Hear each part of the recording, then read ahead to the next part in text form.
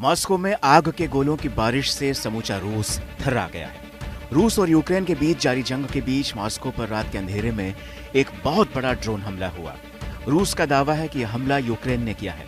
यह हमला ऐसे समय हुआ जब सऊदी अरब में इस युद्ध को खत्म करने के लिए कूटनीतिक स्तर की वार्ता की योजना बनाई गई थी, लेकिन उसके पहले ही मॉस्को में 58 ड्रोन भेजकर यूक्रेन ने जलती आग में घी डालने का काम कर डाला है। रूसी अधिकारियों के अनुसार मॉस्को को निशाना बनाकर कई दर्जन ड्रोन भेजे गए थे, लेकिन रूस के एयर डिफेंस सिस्टम ने इनमें से 60 से ज्यादा ड्रोन को नीचे गिरा दिया।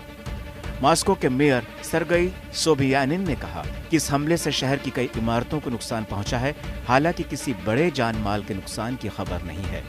रूस के मुताबिक मॉस्को पर इस हमले में एक शख्स की मौत हो गई, जबकि 3 लोग घायल हो गए।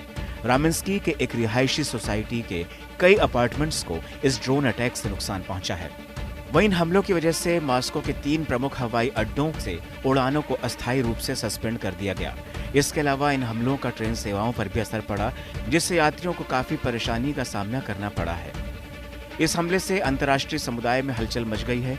कई देशों ने इस हमले की निंदा की है और तनाव को कम करने के लिए वार्ता पर जोर दिया है। दरअसल इस हमले से पहले सऊदी अरब में रूस यूक्रेन युद्ध को रोकने के लिए एक उच्च स्तरीय बैठक आयोजित की जानी थी। इस बैठक में यूक्रेन और अमेरिका के प्रतिनिधिमंडल शामिल होने वाले थे। यूक्रेन के राष्ट्रपति वोलोदिमीर ज़ेलेंस्की ने क्राउन प्रिंस से मुलाकात की, जिससे साफ है कि यूक्रेन सौदेबाजी की टेबल पर अपनी कूटनीतिक स्थिति मजबूत करने की कोशिश कर रहा है।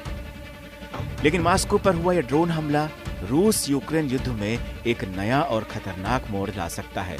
जहां एक तरफ कूटनीतिक कोशिश जारी है, तो वहीं दूसरी तरफ इस तरह के हमले संघर्ष को केवल बढ़ाने का काम करेंगे।